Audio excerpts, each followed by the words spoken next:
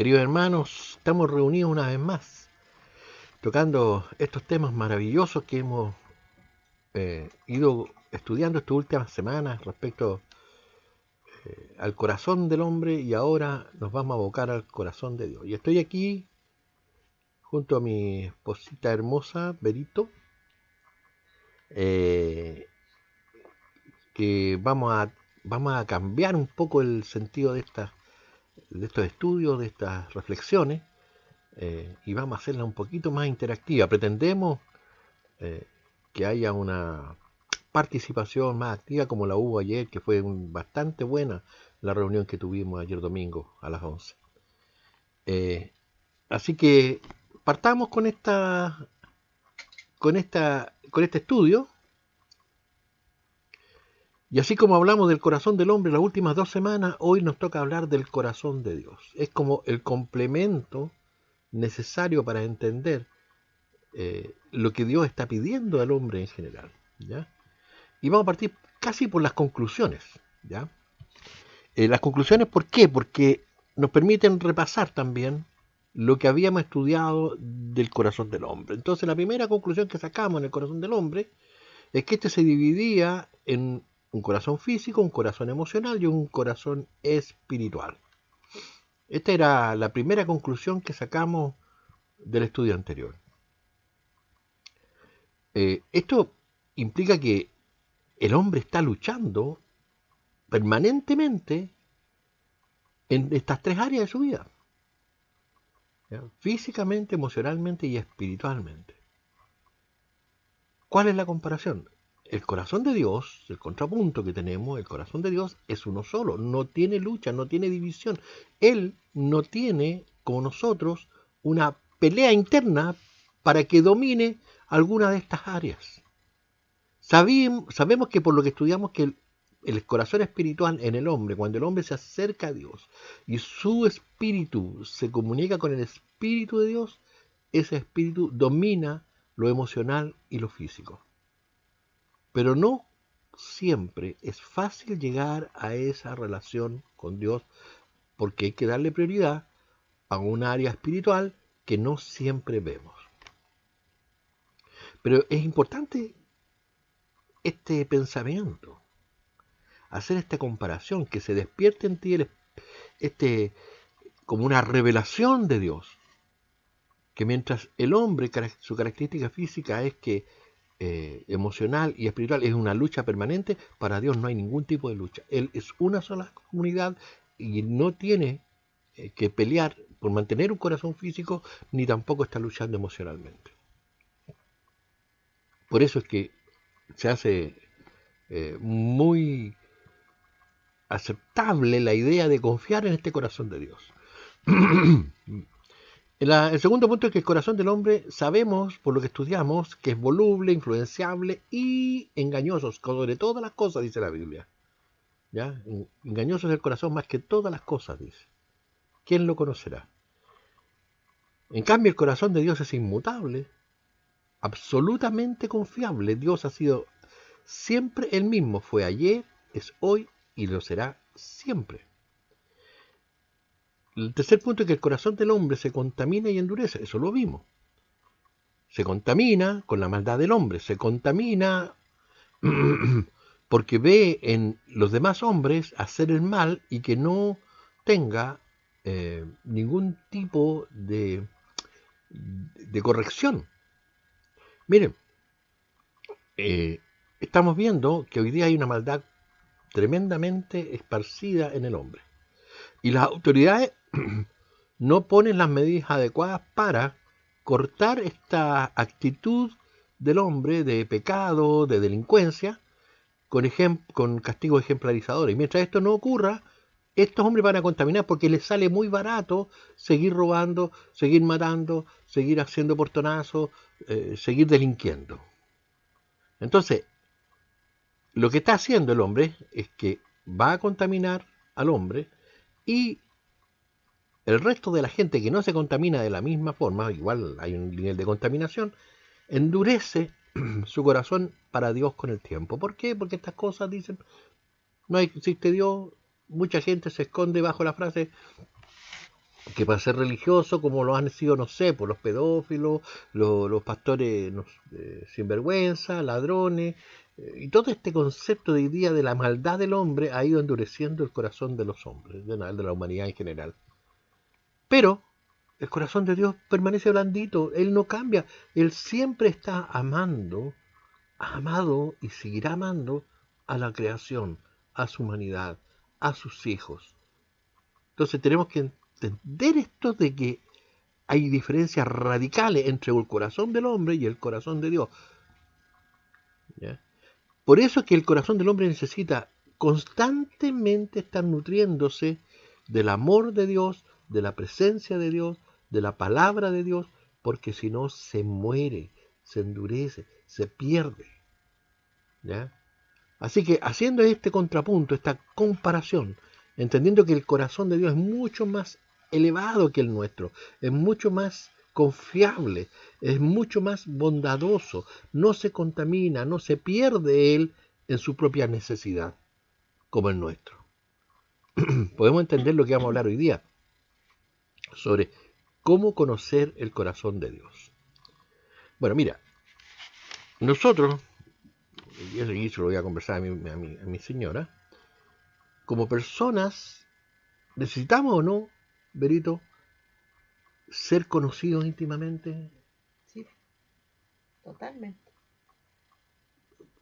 Cuando uno siempre está buscando a alguien o personas que podemos tener cosas muy comunes para que seamos conocidos. Es como un anhelo interno del corazón, ¿no? Que nosotros debemos ser conocidos por la gente que amamos, por la gente que nos quiere. Lo necesitamos. Sí, pues, necesitamos ser conocidos, pero íntimamente, porque nadie quiere ser conocido en la superficialidad. La gente que se mantiene en la superficialidad no llega nunca a conocer a nadie en realidad. Y cuando llegan las crisis, esas personas nunca salen del hoyo donde están.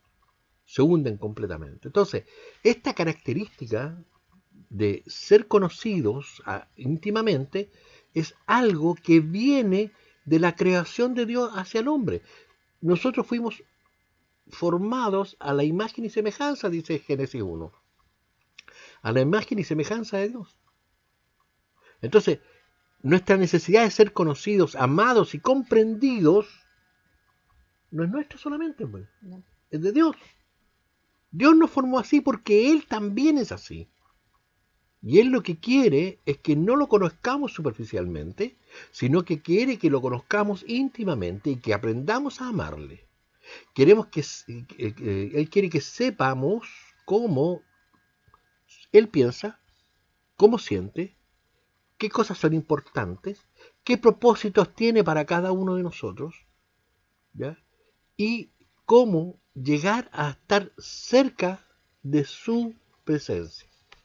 Y estoy hablando de su presencia porque la verdad es que si nos acercamos solo a la escritura así como pura palabra, si bien es cierto que la palabra tiene toda la base y toda la enseñanza, si Dios no está presente en esa escritura, pasa a ser solamente conocimiento intelectual.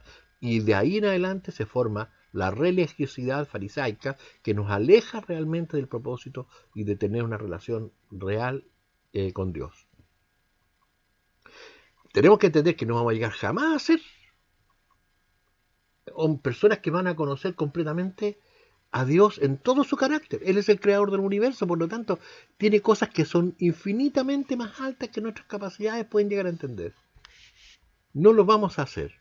Y de hecho, esto la Biblia lo dice claramente en Isaías 55:9. Como son más altos los cielos que la tierra, así son mis caminos, más altos que vuestros caminos, y mis pensamientos más que vuestros pensamientos. ¿Se dan cuenta?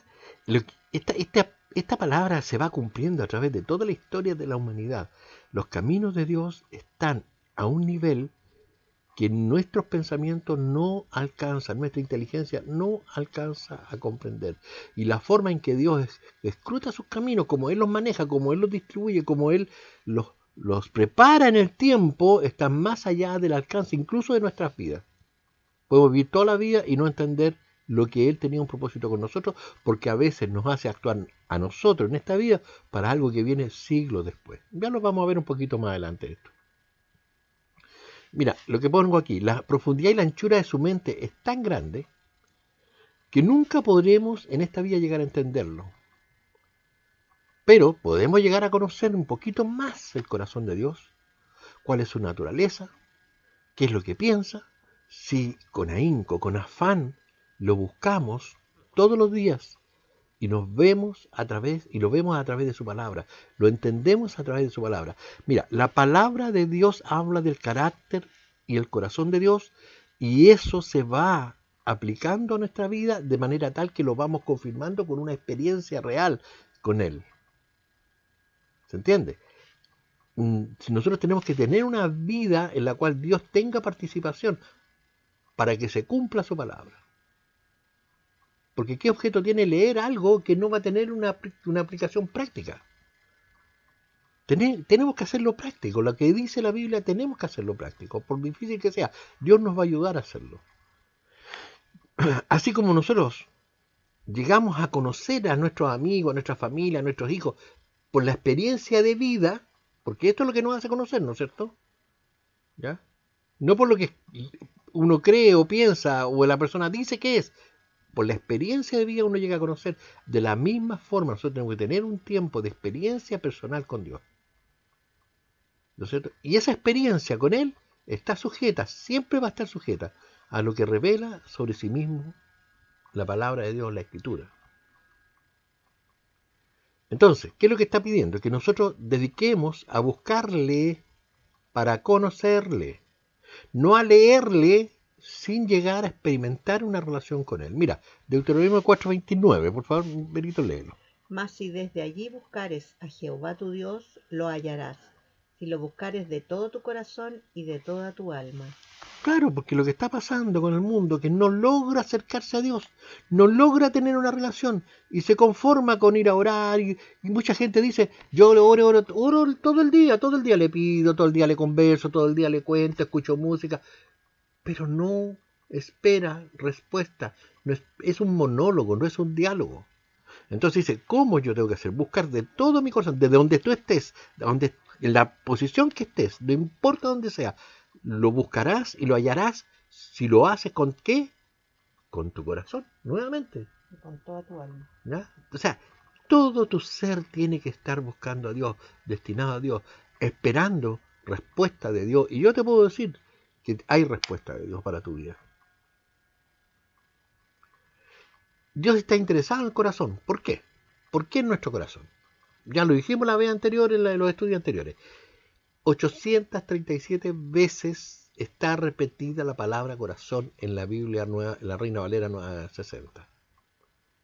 ¿Ya?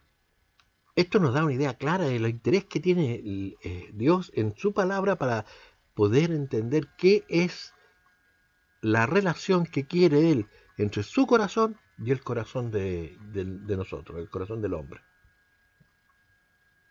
Y la primera característica que podemos leer a través de la Escritura, a través de toda la Escritura, la primera característica, la primera cualidad que tiene el corazón de Dios, la primera condición que Él pone para todo, se llama amor. El amor es lo que Él lo mueve. Amor por su creación, amor por su humanidad, amor a sí mismo, amor a todas las esferas del universo. Él es el creador. La gente puede tener un pensamiento científico según él y decir, no, él no hizo el universo se creó por el Big Bang, pero no es así, porque va a llegar el minuto en que vamos a descubrir, y esto es un tema de posición, yo estoy seguro que Dios creó todo, todo. Por eso es que no podemos llegar a entenderle y en nuestra soberbia a veces rechazamos porque no alcanzamos a entender, entonces nos limitamos y rebajamos a Dios a una categoría de hombre. Entonces, ¿cómo sabemos que es el amor la primera y principal cualidad que tiene el corazón de Dios? Porque en las partes de la Biblia en que lo está hablando, lo dice con mucha claridad. Por ejemplo, primera de Juan 4, 7 al 8, ¿qué dice? Amados, amémonos unos a otros, porque el amor es de Dios. Todo aquel que ama es nacido de Dios y conoce a Dios. El que no ama no ha nacido a Dios. No ha conocido. Porque Dios es amor. Ahí está. ¿Por qué Dios? es amor. ¿Qué te dice la Biblia? ¿Qué es lo que es Dios? Amor. ¿Ya? Pero aquí hay varias acepciones o conceptos que son mucho más importantes. Dice, todo aquel que ama, y no está hablando del amor emocional, está hablando del amor ágape, lo vamos a ver lo que significa más adelante. Porque el que ama es nacido de Dios y conoce a Dios. El que no ama no ha conocido a Dios. Aquí el que está hablando es, no se trata que alguien me venga a decir, es que yo amo a mi señora, es que yo amo a mis hijos. ¿No amas a Dios? ¿Amas a tus hermanos? ¿Amas a tu prójimo? A ese amor se está refiriendo. Lo natural es que tú ames a tu mujer, a tu hijo, a tus primos, a tus parientes, pero ¿amas a tu enemigo? Cuesta, ¿no? Difícil. Pero es lo que te está diciendo. El que es nacido de Dios y conoce a Dios es porque puede amar incluso a su enemigo. ¿Se entiende? No seamos tan superficiales, tan insulsos, tan pusilánimes de entender que el concepto que Dios está usando aquí de amar es amar a aquellos a quienes debemos amar. Aquí está hablando el que ama a quien no debes amar, tal como él lo hizo. Pero termina con la frase, porque Dios es amor. Así que, partiendo de esta base, que la Biblia, palabra infalible de Dios, dice que Dios es amor, ¿ya? Podemos ver que esta característica debiera identificar a los hijos de Dios. Porque el que es nacido de Dios, porque hay mucha gente que no está nacida de Dios, hay mucha gente en el mundo que no tiene que ver con Dios, hay mucha gente que cree que es hijo de Dios pero no lo es, ¿ya? No lo tiene,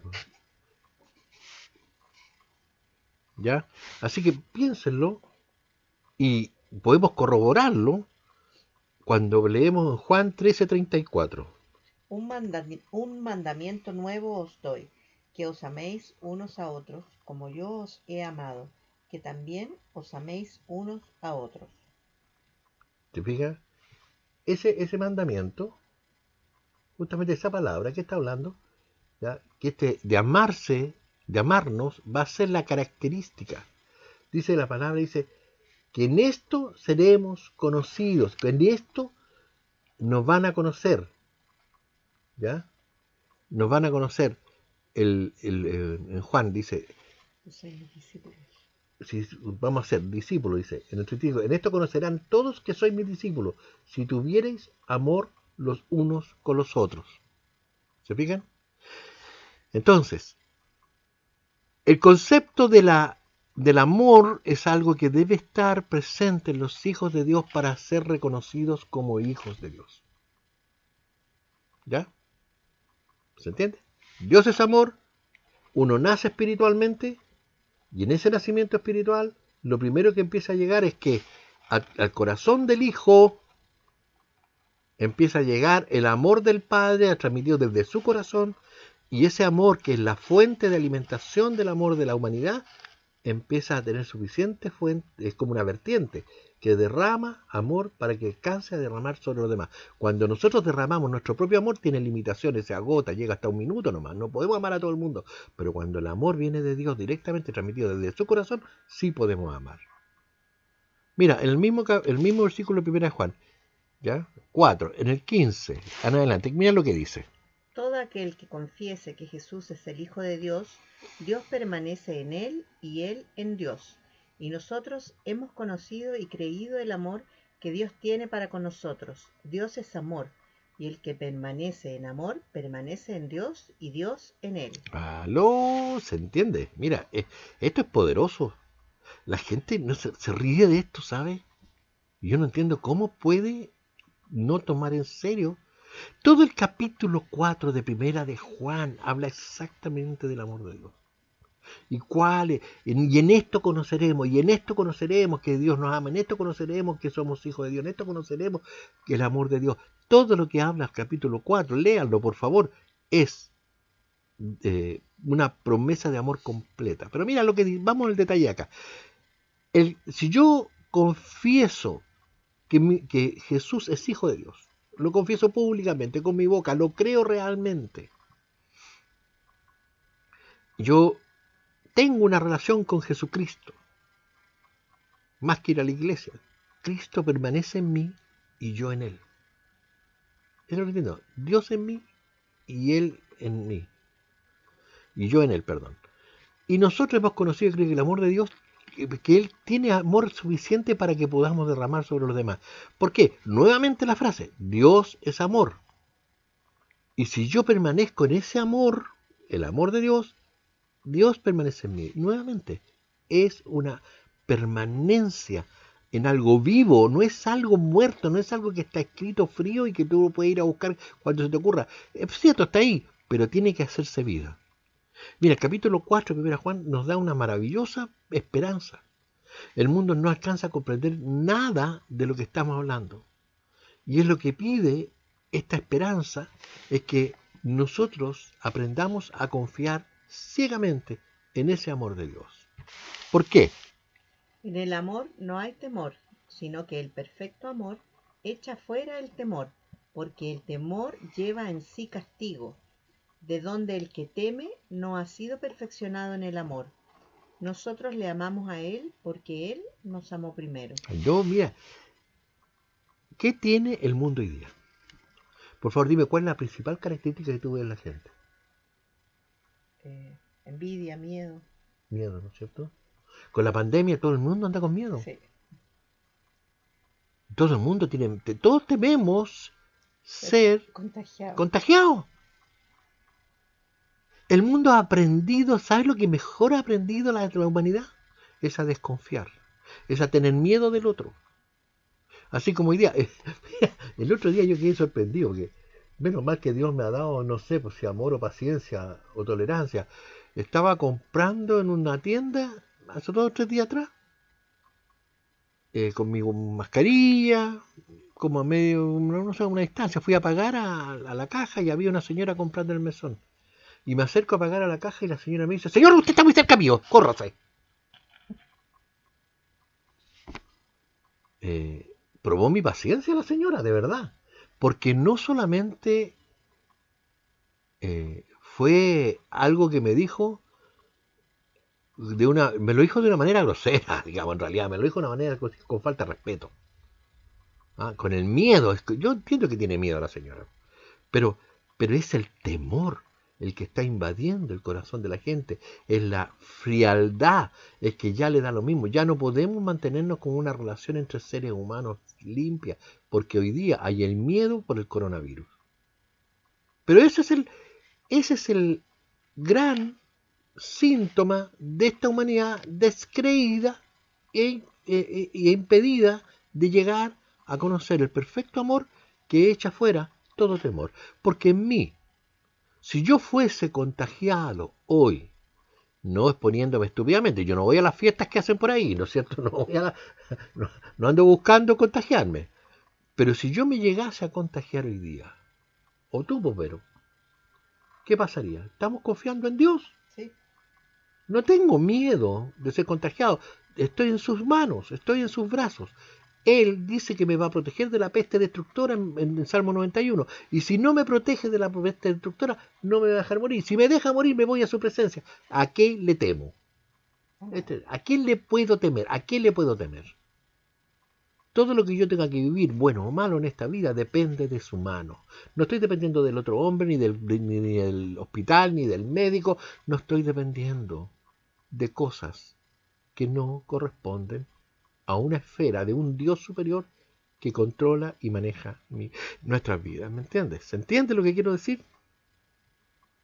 La segunda característica del corazón de Dios es la compasión.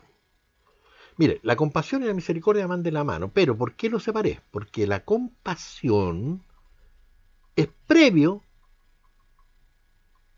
a la misericordia.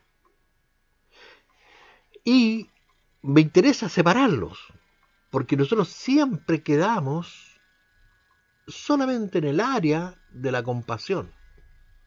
La misericordia es la acción que sigue a la compasión. ¿Ya? Es como, No sé, es que es el sentimiento en la compasión y la sustancia, el acto de hacer el bien en la misericordia. Mira, la definición de la RAE dice que la compasión es el sentimiento de tristeza que produce el ver padecer a alguien y que impulsa a aliviar su dolor o sufrimiento o remediarlo o evitarlo. ¿Ya? O sea, cuando tú ves a alguien sufrir por algún motivo y tu dolor y tu corazón se contrae, se duele de verlo, ¿ya? Lo que tú sientes y empiezas a buscar inmediatamente es la forma de ver cómo ayudarlo, aliviar su dolor o sacarlo de donde está. Gracias a Dios todavía queda compasión en el mundo. Pero el corazón de Dios es compasivo, ¿ya? Completamente compasivo. Mira, ve una de las características, hay muchas partes, pero en Mateo 9, que lo vamos a leer aquí, 35, dice una de las características de cómo Dios tenía compasión. Recorría Jesús todas las ciudades y aldeas, enseñando en las sinagogas de ellos, y predicando el evangelio del reino, y sanando toda enfermedad y toda dolencia en el pueblo.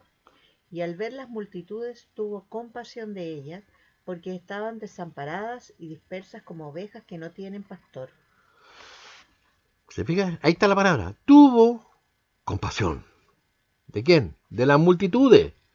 ¿Está hablando de sus hijos? ¿Está hablando de sus discípulos? ¿Está hablando de sus amigos? ¿No está hablando de sus amigos, de su familia? Está hablando de las multitudes. Siempre él se compadeció, siempre él tuvo este sentimiento, ¿ya? De compasión.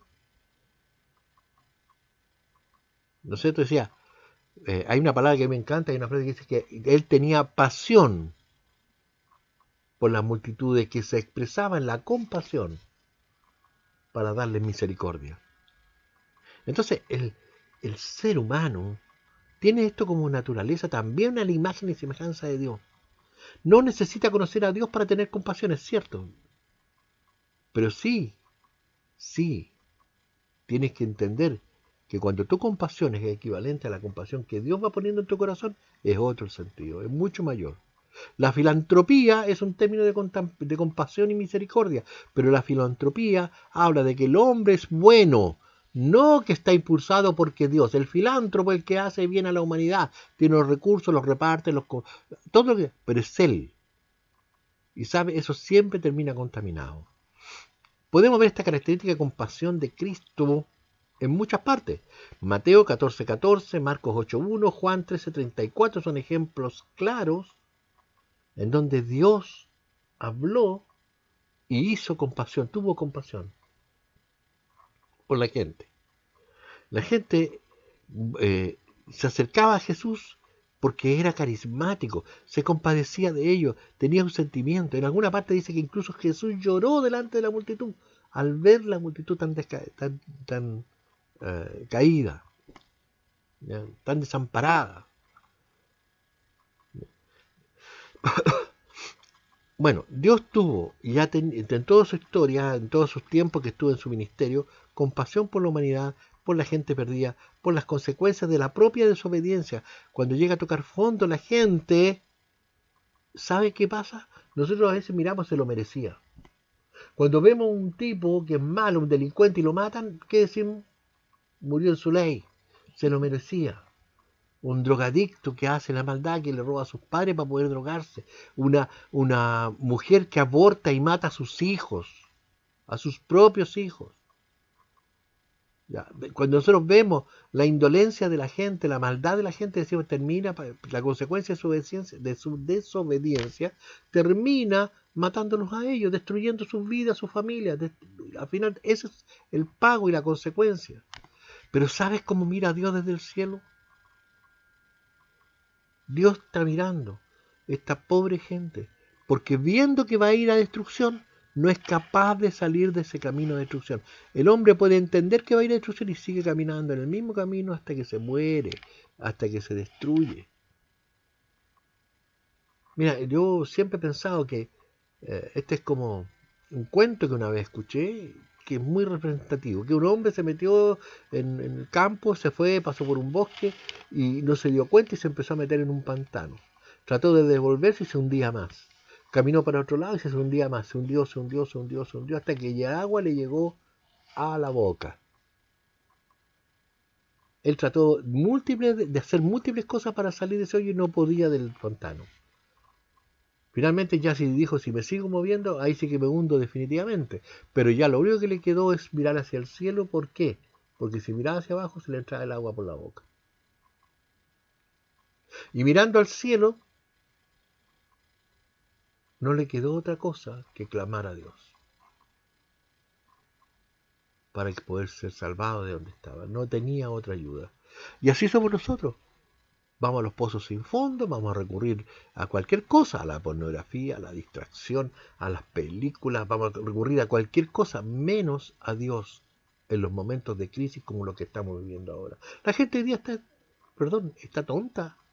Perdone que lo diga, yo la verdad no los quiero ofender, pero ¿cómo se puede explicar que haya tanta estupidez humana en personas que, sabiendo que hay un contagio general, armen fiestas con más de 400 personas? O sea, prevalece ese deseo de llenar sus vidas con distracciones, aun cuando a ellos les pudiera costar la muerte. Eso es, comamos y bebamos que mañana moriremos. Ese es el principal desafío o el principal pensamiento que rige la humanidad según lo que yo veo. Bueno, la compasión es previa a la acción de misericordia. Esta implica, ¿no es cierto?, que es una ayuda efectiva y práctica para quien necesita salir de una condición de sufrimiento, dolor, miseria o enfermedad. O sea, cuando alguien está dolido, necesita la ayuda, no la compasión, necesita la ayuda. Y la ayuda es la misericordia. Mira, ¿qué es lo que puede llegar a tocar el corazón de Dios?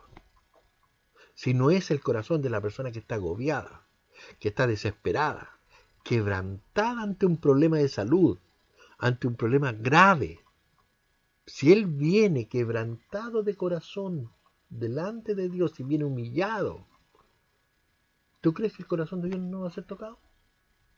Va a ser tocado, obviamente. ¿Ya?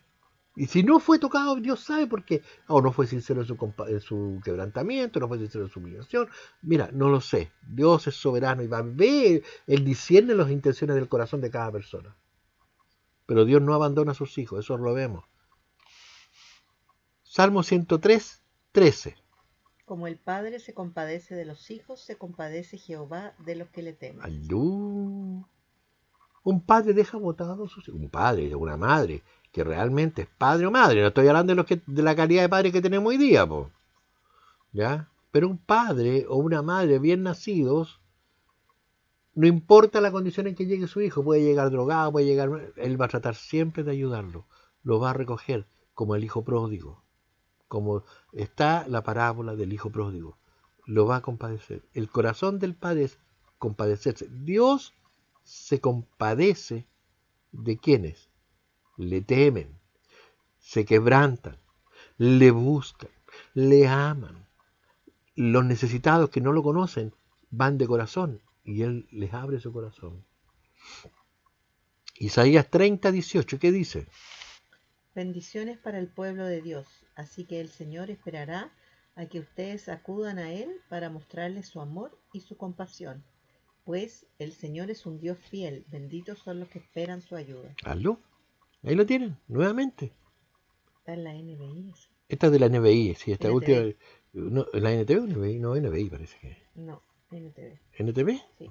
Fantástico. Yo realmente copio versículos de la versión Reina Valera o de la NTV, ¿ya? ¿Por qué? Porque esta de la NTV es más actualizado, así que tomémoslo, pero es la misma palabra, y la misma intención, el mismo deseo y la misma voluntad. Lo que está hablando aquí es que Dios tiene compasión, pues el Señor es un Dios fiel, benditos son los que esperan su ayuda. ¿Ya? Y ahora podemos pasar sí a la misericordia, ¿no es cierto? Van unidas. Yo no puedo tener misericordia si no tuve antes compasión. Si yo no sentí dolor por la necesidad del otro, no voy a tener misericordia. No es la misericordia es atender la compasión con hechos reales, ¿ya? Con acciones de ayuda al que lo necesita.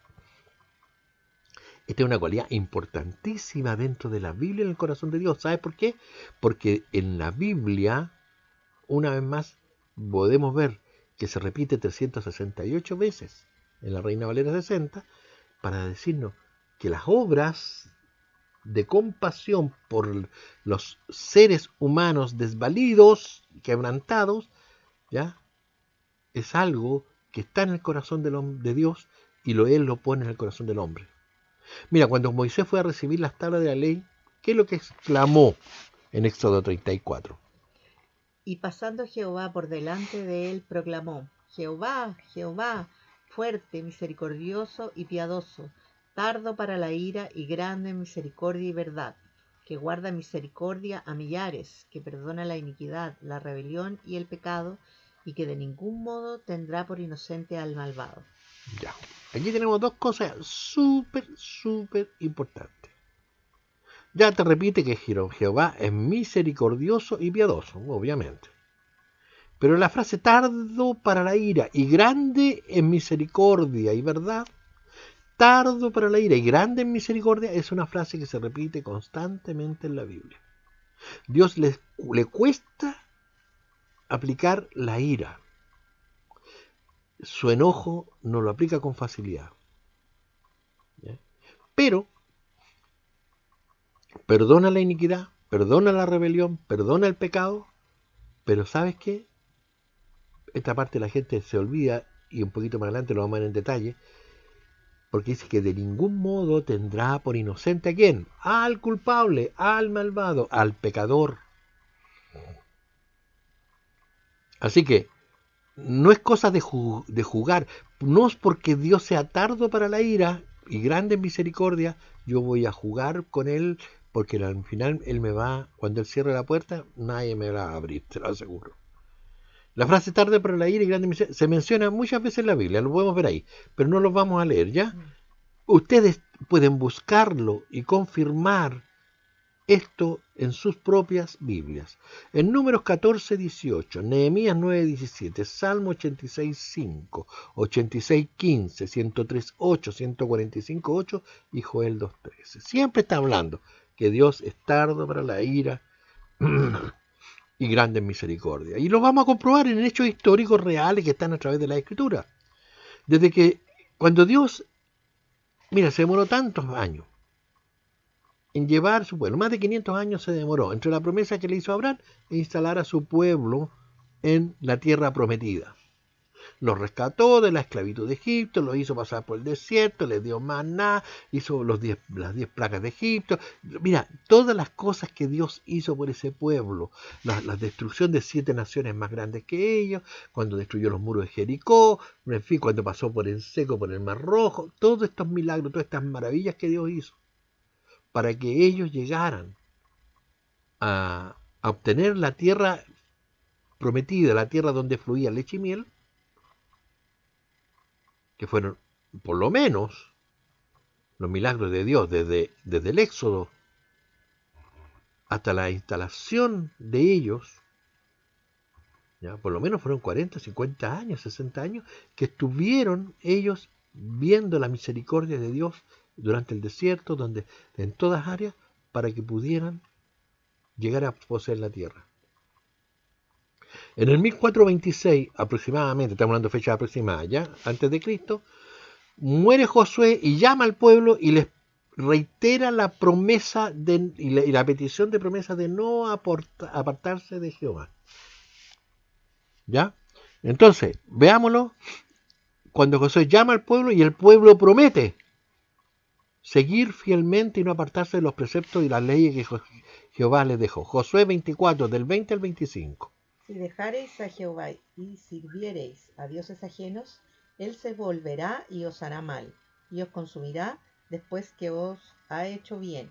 El pueblo entonces dijo a Josué: No, sino que a Jehová serviremos. Y Josué respondió al pueblo: Vosotros sois testigos contra vosotros mismos de que habéis elegido a Jehová para servirle, y ellos respondieron, testigos somos. Quitad pues ahora los dioses ajenos que están entre vosotros, e inclinad vuestro corazón a Jehová Dios de Israel. Y el pueblo respondió a Josué, a Jehová nuestro Dios serviremos, y a su voz obedeceremos. Entonces Josué hizo pacto con el pueblo el mismo día, y les dio estatutos y leyes en Siquem. ¿Ve? ¿Qué dijo el pueblo? Que a Jehová solo serviremos, no nos inclinaremos a otros dioses. Josué les dice, oye, si ustedes se inclinan a otros dioses van a ser destruidos. No, dijo el pueblo. Nosotros vamos a servir a Jehová. Gracias, Señor, recibimos todos estos beneficios, estas maravillas. Dios es vivo, Dios es claro, Dios es maravilloso. Después de estos 40, 50 años en que estuvieron recibiendo la misericordia y el amor de Dios para ser provistos, guerreando, ganando batallas, destruyendo enemigos, conquistando terrenos y ciudades. 20 años después, estoy hablando en el 1406. ¿Qué es lo que hace Israel? 20 años. O sea, ni siquiera se había ido toda la generación,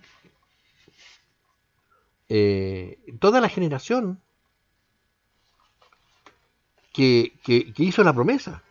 Ahí estaban los padres y los hijos. Una generación dura 80 años aproximadamente, 70, 80. Una generación bíblica. Pasaron 20 años. Podemos ver qué es lo que pasó en Jueces 2 del 11 al 13, por favor. Después los hijos de Israel hicieron lo malo ante los ojos de Jehová y sirvieron a los Baales.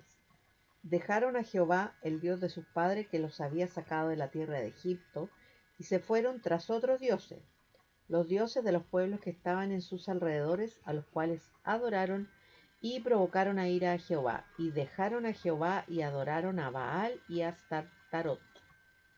Astarot. Sería Astarte también. Perdona, voy a sonarme. Ya. Sigamos. Esto no es algo preparado, es algo natural, es familiar. No estoy en un culto, así que le pido perdón a la audiencia. Pero, bueno, sigamos. ¿Se dan cuenta de lo que estoy diciendo? Este es el corazón del hombre. El corazón de Dios venía prometiéndole, les dijo, si ustedes se apartan, les advirtió a través de los profetas, a través de los dirigentes que tenía, a través de Moisés, de Josué. Oye, no se aparten, ustedes reciben esta maravilla, pero la van a perder, van a ser castigados, van a ser destruidos. ¿Qué es lo que hicieron? 20 años. Se demoraron menos de la mitad del tiempo que se demoraron en llegar a la tierra prometida. Y ya habían renegado de Dios. Pero yo no puedo culpar a ese pueblo, nosotros somos iguales. Mire, hay otra cosa más que es importante. Ahí pasaron todos los días, el reinado de David, de Saúl, ¿no es cierto? Y cuando David cayó en pecado, Dios le prometió que iba a quedar la patada, la escoba, entonces, la división por el pecado de David iba a ocurrir graves problemas iban a vivir. ¿Ya? Y esto del año 1000 más o menos, estamos hablando del 1100 por ahí, David dijo que iba a tener, el reino iba a ser dividido, le dice Dios, y el año 980 se muere Salomón, que es el último rey que mantuvo la unidad del pueblo hebreo. ¿Ya? Y cuando murió Salomón, el reino de Israel se divide en dos. ¿Ya? Se divide en dos. ¿Podemos verlo ahí? ¿Qué dice? Cuando todo el pueblo vio que el rey no les había oído, les respondió estas palabras diciendo: ¿Qué parte tenemos nosotros con David? No tenemos heredad en el hijo de Isaí. Israel, a tus tiendas, provee ahora a tu casa, David. Entonces Israel se fue a sus tiendas. ¿Te fijan? ¿Qué es lo que hizo? El reino del norte, que fueron todas las tribus, menos Judá, se apartaron del reino. ¿Por qué? Porque los reyes que quedaron después de Salomón, Roboam, y los que quedaron como hijos de la descendencia de David, impusieron unos unos tributos tan grandes que el pueblo se enojó y simplemente dijo, no tengo nada con ustedes, y se apartó. Se produjo la división y quedó el reino del norte y el reino del sur.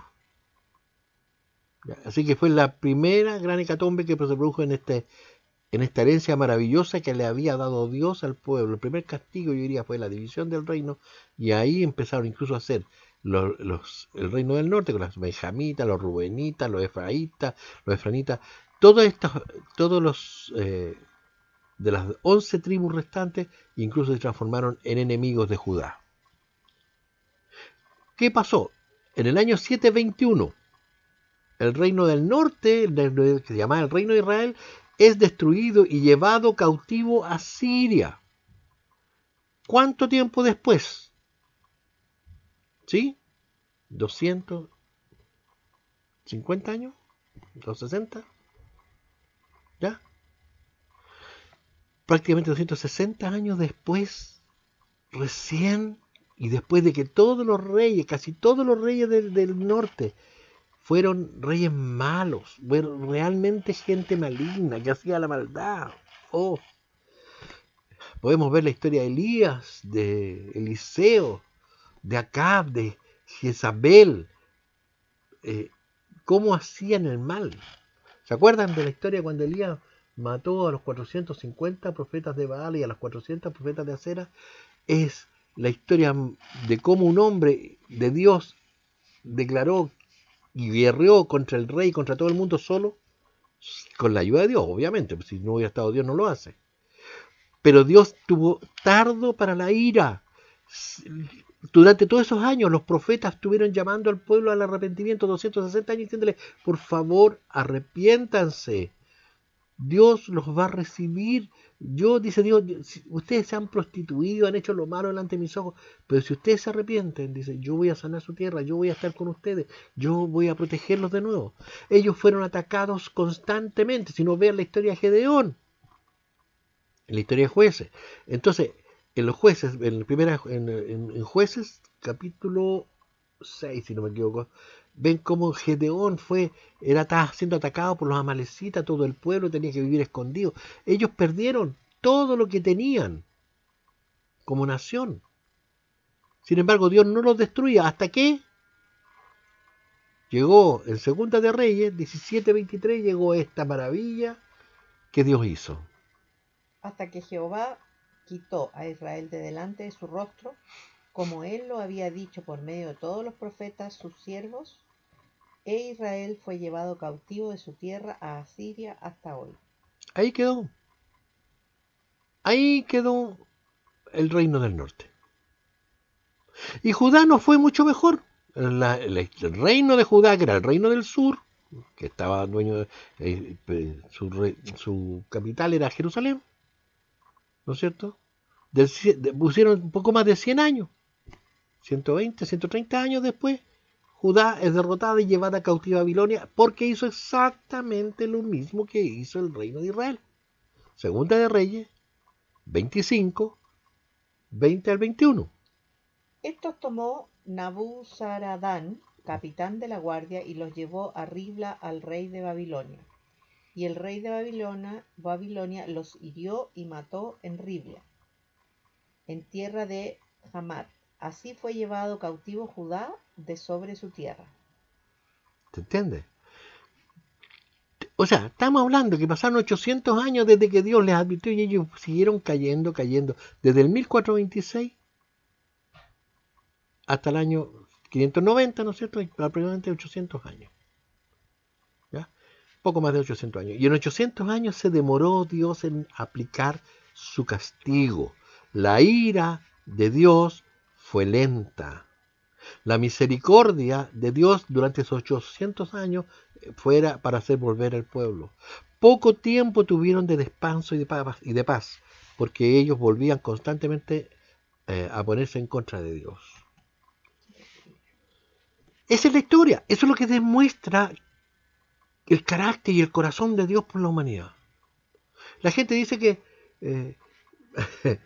que Dios, cuando les conversaba, decía, no, si vienen hablando de lo mismo hace muchos años que vienen hablando que Dios va a venir y va a castigar la humanidad. Muchos años hablando del anticristo, muchos años que vienen hablando de estas cosas y nunca ocurre nada. Cuando ocurra, esta humanidad va a entender cosas que jamás entendió. Cuarta capacidad de Dios, la fidelidad. En todos los siglos, durante toda la historia de la humanidad, Dios se mantiene fiel, ¿sabes? Principalmente por sí mismo. Cuando Dios abre la boca, tú tienes que decir. Cuando Él dijo, hágase la tierra, se hizo. Cuando dijo, hágase el cielo, se hizo. Cuando se hágase las aguas, se hizo. Cuando Él habla, lo que habla, se cumple. Siempre. Siempre. Por lo tanto, Él no puede no ser fiel a sí mismo. Es parte de su característica. No se puede traicionar. Pero como es un Dios de un nivel que nosotros no podemos ni siquiera llegar a comprender, Él puede mantener estas promesas a través de la historia de la humanidad y a través de todo lo que podemos ver de historia, podemos entender que Dios ha sido fiel a su palabra, fiel a lo que ha prometido, fiel a las cosas, a sí mismo y al amor que le ha tenido a la humanidad. Nosotros esto no lo podemos ver, la humanidad tiene vista corta en esto, pero cuando analizamos los hechos a través de la historia de la humanidad, a través de los siglos, no a través de años solamente, los siglos, y podemos comparar los hechos. Dios dijo, la Biblia dice, Dios dijo esto. Y años después, siglos después, milenios después, se cumplió esto. Pero el hombre no quiere ver esto, quiere ver lo inmediato, lo superficial, lo contingente, lo de inmediato, lo de ahora, y no va a creer. No va a creer, no va a creer simplemente. Quiero decirles que había un hecho que muy sencillo, decía, comparativamente, el Titanic era un barco construido con la última tecnología del momento. Era el primer barco que tenía 5 compartimentos estancos. Esto decía que el casco estaba dividido en 5 partes, que si se hundía uno, aunque se hundieran 2 compartimentos, el barco no se hundía. ¿Sí? Por lo tanto, si aunque lo torpedearan, tendría que torpedearlo en 5 compartimentos distintos y en un largo muy grande para que pudiera hundirse. Así que, ¿qué es lo que dijo el presidente de la compañía? A este barco ni Dios podrá hundirlo. La frase es famosa. Entonces, la humanidad ciega y estúpidamente ¿ya? No puede reconocer que el barco en su viaje inaugural fue hundido por Dios. Un hombre que recibió en sueño, un cristianito que recibió en sueño que iba en el barco, que era la última chupada del mate, la última novedad era viajar en el Titanic. Todo el mundo que tenía plata, el costo de un viaje del Titanic era impagable, sobre todo en primera clase. Era carísimo. Sin embargo, el hombrecito recibió en sueño que iba a hundirse. Y él fue y le gritó a la gente que no se subiera al barco, que el barco se iba a hundir. ¿Qué cree usted que pensó la gente? Estaba loco. Que estaba loco. ¿Y este loco de dónde viene? Si este barco no lo puede hundir nadie. ¿Qué creen ustedes que pensó la gente después que se hundió el barco? Que tenía razón. Ese es el pensamiento del hombre. Claro. Esa es la limitación nuestra. Quedan ahí, ¿no? ¿Me entiendes? Entonces, así vamos a estar cuando venga hoy día la mano de Dios, cuando venga el arrebatamiento, cuando venga el gobierno del anticristo. No, así no. Ay, tenía razón. No, lo van a asociar a otra cosa. Pero ya va a ser tarde. No, sí va a ser tarde. Va a ser tarde. ¿Ya? Bueno, aquí vamos a descubrir por la historia una de las historias más lindas que yo he descubierto en cuanto a estas mismas promesas de Dios cumplidas completamente en la Biblia. Génesis 12, del 1 al 5. Veamos esta promesa. Pero Jehová había dicho a Abraham, vete de tu tierra y de tu parentela y de la casa de tu padre a la tierra que te mostraré, y haré de ti una nación grande, y te bendeciré y engrandeceré tu nombre y serás bendición. Bendeciré a los que te bendijeren, y a los que te maldijeren maldeciré, y serán benditas en ti todas las familias de la tierra. Y se fue Abraham, como Jehová le dijo, y Lot fue con él. Y era Abraham de edad de 75 años cuando salió de Harán. Tomó pues Abraham a Sarai su mujer y a Lot hijo de su hermano, y todos sus bienes que había ganado y las personas que habían adquirido en Harán, Y salieron para ir a tierra de Canaán, y a tierra de Canaán llegaron. ¿Qué le prometió Dios? Dos cosas importantes. Que lo iba a bendecir. Hay varias, pero ahí dice una, que les iba a dar una tierra nueva, la tierra prometida. Dos, que lo iba a hacer padre de una gran nación, de multitudes, de multitudes. En Génesis 18, me parece que en Génesis 18, pero dice, oye, mira las estrellas, así será tu descendencia. Pero ¿cuál es el pequeño pero que había aquí? Humanos. Escuchen, por favor. Los humanoides, humanistas, humanitos. ¿Qué le estaba hablando Dios? A un hombre viejo de 75 años, a una mujer vieja de una edad similar, que era estéril, que jamás pudo tener hijos. En sus 70 y tantos años nunca pudo tener un hijo. Entonces, la promesa de Dios decía, yo te voy a hacer papá igual. Yo tengo la capacidad y el poder de hacerlo y yo te hago esta promesa. Y no solamente te voy a dar un hijo, te voy a dar una tierra, te voy a dar y van a ser benditas en ti todas las naciones. Hoy día nosotros somos benditos a través de Abraham. Las naciones son benditas de Abraham. Y al que te maldijere, yo lo maldeciré. Vayan a preguntarle, por favor, a algunos de los descendientes, porque ya no queda ya, de Hugo Chávez, como maldijo Israel. De las entrañas. ¿Ya? Al que te maldijere, Abraham, al que maldijera a tu descendencia, al que maldijera al pueblo de Israel, yo lo maldeciré. ¿Y qué dijo Chávez? Israel, te maldigo desde el vientre, desde el fondo de mi vientre. Y desde el fondo del vientre se murió con un cáncer que nadie lo pudo sanar. Pero no es Dios, po. Ese no fue Dios. Fue una casualidad del destino. Así que podemos ver, a partir de esa promesa, 25 años más tarde, o sea, yo lo que decía es, 25 años más tarde, Sara concibe un hijo que se llamaba Isaac. Dios esperó, dice, que la matriz de Sara, que el útero de Sara, que ya estaba seco, anciano, viejo, muerto prácticamente, para que no quedara duda que había sido él el que había hecho el milagro. Fue tanto así que Sara ya tampoco le creyó a Dios, por eso que tuvo a Agar, le dio a Agar, que era su esclava egipcia, le dio, se la pasó a Abraham para que tuviera un hijo y se hiciera como era la costumbre, que cuando no había un hijo, que según ella, Dios, a mí me recuerda mucho lo que pasa en Génesis, Berito. En Génesis, cuando Eva le dice a Adán, come del fruto, ¿está rico? ¿Está rico? ¿Está rico el fruto? ¿Ya? Me parece lo mismo acá. Sara convence a su marido de tener un hijo con la esclava, porque según ella, eso es lo que Dios podría haber dicho. Porque no esperaron. Porque ella dijo, si yo no tengo ahora, ¿cómo voy a tener más vieja? Voy a tener un hijo. ¿Te fijas?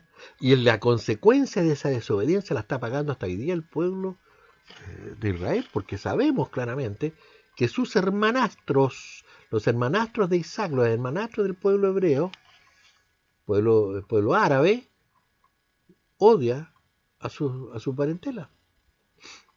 Y los ataca, y los ataca, y los ataca, y los ataca. Bueno, ¿para qué? La historia ustedes la están viviendo hoy día, la están conociendo. Nace de aquí, de esa desobediencia. Entonces, cuando Sara tuvo su hijo, ¿ya? Sin tener ningún argumento humano para tenerlo, ¿no es cierto? ¿Cuándo fue? 25 años después, en Génesis 21. ¿Qué es lo que dijo? Visitó Jehová a Sara, como había dicho, e hizo Jehová con Sara, como había hablado.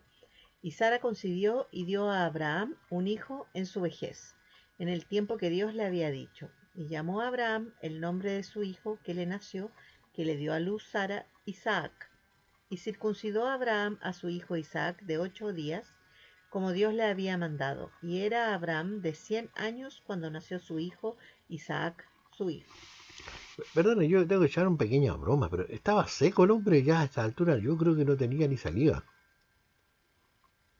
Menos Sara. Entonces, nació el hijo cuando era un anciano de 100 años. Imagínate cómo habrá sido la fuerza que Dios le habrá dado porque ese hombre tuvo que criar al hijo. Por lo menos hasta los 120, 130 años. ¿Ya? Entonces, a partir de este hecho podemos ver una secuencia perfecta en el cumplimiento de la voluntad de Dios en todo el mundo hasta el día de hoy. Seas musulmán, seas hindú, seas budista, sea lo que tú seas, esta es una realidad que hoy día está vigente hasta el día de hoy. Veamos la historia, analicemos un poquito la historia. Génesis 15, 13 al 14, ¿ya? Porque ahí vamos a ver una promesa también dentro de las promesas, ¿ya? Que Dios le hace a Abraham. Entonces Jehová dijo a Abraham: Ten por cierto que tu descendencia morará en tierra ajena y será esclava allí, y será oprimida 400 años. Mas también a la nación a la cual servirán, juzgaré yo, y después de esto saldrán con gran riqueza. Promesa.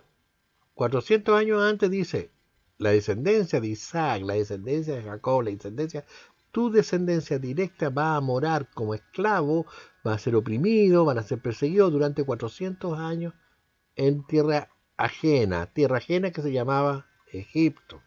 Éxodo 2, 23, 24. Aconteció que después de muchos días murió el rey de Egipto, y los hijos de Israel gemían a causa de la servidumbre y clamaron. Y subió a Dios el clamor de ellos con motivo de su servidumbre. Y oyó Dios el gemido de ellos, y se acordó de su pacto con Abraham, Isaac y Jacob. ¿Aló? Se acordó del pacto, se acordó de esa promesa que estábamos leyendo en Génesis 15. Dios se acordó, después de 400 años, que tenía que ir a rescatar a su pueblo. Éxodo 12, del 40 al 41. El tiempo que los hijos de Israel habitaron en Egipto fue 430 años, y pasados los 430 años, en el mismo día todas las huestes de Jehová salieron de la tierra de Egipto. O sea, ese día, a través de Moisés, el pueblo salió de Egipto. ¿Cuántos hebreos murieron durante toda esta batalla que mantuvo Moisés contra el faraón? Ni uno. Ni uno. ¿Sabes por qué? Si hubiera ido Moisés con armas, habrían muerto muchos. Pero como lo hizo Dios a su manera, en su estilo, solamente poniendo su voz y obedeciéndole, no murió ni uno. Bendito sea Dios. Es grandioso, es maravilloso cuando uno le hace caso a Dios y sale de su capacidad. Mira, Moisés mató a un hebreo tratando de salvar a su pueblo. y lo único que hizo fue crear más caos. Cuando volvió, ya con la experiencia que había tenido, hizo todo lo que Dios dijo y salvó a su pueblo, que fueron millones, entre hombre y mujer eran millones, y no murió ni uno. Josué 21, 43 al 45. De esta manera dio Jehová a Israel toda la tierra que había jurado dar a sus padres, y la poseyeron y habitaron en ella. Y Jehová les dio reposo alrededor conforme a todo lo que había jurado a sus padres, y ninguno de todos sus enemigos pudo hacerle frente, porque Jehová entregó en sus manos a todos sus enemigos. No faltó palabra de todas las buenas promesas que Jehová había hecho a la casa de Israel. Todo se cumplió. ¿Aló? ¿Me están siguiendo en la secuencia? Vimos la vez anterior. Dios prometió a un hombre estéril, débil, una matriz que es estéril, con un hombre débil, anciano, una descendencia. Le dijo que iba a ser esclava 400 años. A los 400 años se acordó Dios, los rescató y les cumplió la promesa que le hizo a Abraham 500 y tantos años antes para que habitaran la tierra prometida. ¿Y qué es lo que dijo Josué? Oye, ninguna de todas las promesas de Dios dejó de cumplirse, ninguna. Claro, no fue de una semana ni en un mes, fueron más de 500 años, pero se cumplieron. Jeremías 16, 13 al 15. Por tanto yo os arrojaré de esta tierra a una tierra que ni vosotros ni vuestros padres habéis conocido, y allá serviréis a dioses ajenos de día y de noche, porque no os mostraré clemencia. No obstante, he aquí vienen días, dice Jehová, en que no se dirá más, vive Jehová, que hizo subir a los hijos de Israel de tierra de Egipto, sino, vive Jehová, que hizo subir a los hijos de Israel de la tierra del norte y de todas las tierras a donde los había arrojado, y los volveré a su tierra, la cual di a sus padres. Mira, por favor, te lo voy a tratar de explicar. Yo sé que lo entendiste porque no eres tonto, pero mira, pero es bueno resaltar ciertas cosas. Dios dijo, por lo que ustedes han hecho, por haberse apartado todo este tiempo, los voy a castigar y voy a destruir su nación. Ustedes como nación, como pueblo, van a salir desterrados por toda la tierra, por todos lados, pero la gente no se va a acordar de esto. ¿Sabe de qué se va a acordar? Que al final de los tiempos yo los voy a traer nuevamente a su tierra. Los voy a volver a su tierra. ¿Podemos leer el 15 de nuevo? ¿Es Jeremías? Jeremías 16, del 13 al 15, pero quiero el 15 nomás. Si no, vive Jehová, que hizo subir a los hijos de Israel de la tierra del norte y de todas las tierras a donde los había arrojado, y los volveré a su tierra, la cual di a sus padres. ¿Ves?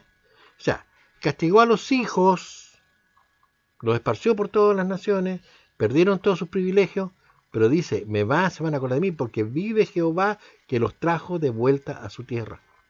Y eso va a ser en el tiempo final. Si uno lee todas las profecías, sabe que son los tiempos finales. ¿Ya? ¿Qué dice Isaías 66, 8 al 9? ¿Quién oyó cosa semejante? ¿Quién vio tal cosa? ¿Concebirá la tierra en un día? ¿Nacerá una nación de una vez? Pues en cuanto Sión estuvo de parto, dio a luz sus hijos. Yo que hago dar a luz, ¿no haré nacer? Dijo Jehová. Yo que hago engendrar, ¿impediré el nacimiento? Dice tu Dios. Yo que hago nacer una nación. ¿Ha nacido una nación en un día? Por favor, piénselo. ¿Qué nación, qué país, en toda la historia que ustedes conozcan, nació en un solo día? ¿Conocen de alguno? Piénsenlo. No ha nacido ni uno. Ni un país nació en un día. Pues bien, te digo, el 14 de mayo de 1948 renació Israel como país, como nación. El 14 de mayo, ese día. ¿Aló? ¿Cómo lo pueden ver? Claro, me va a decir, ¿las Naciones Unidas o ¿cómo se llama?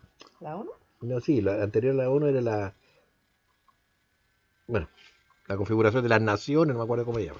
La agrupación de naciones le volvieron el territorio a Israel porque resulta que había sido atacado por los alemanes, había sido perseguido. Digan lo que ustedes quieran, de la forma que quieran. Dios es soberano y usa a quien quiere como quiere. No hay nada que Él no pueda usar. 14 de mayo nació una nación de nuevo. No hay ningún pueblo que se haya mantenido 2000 años viviendo en países ajenos, adoptando costumbres ajenas, con lenguaje ajeno, que sea capaz después de 2000 años volver exactamente a recuperar su lengua, su territorio, sus costumbres, su religión, todo.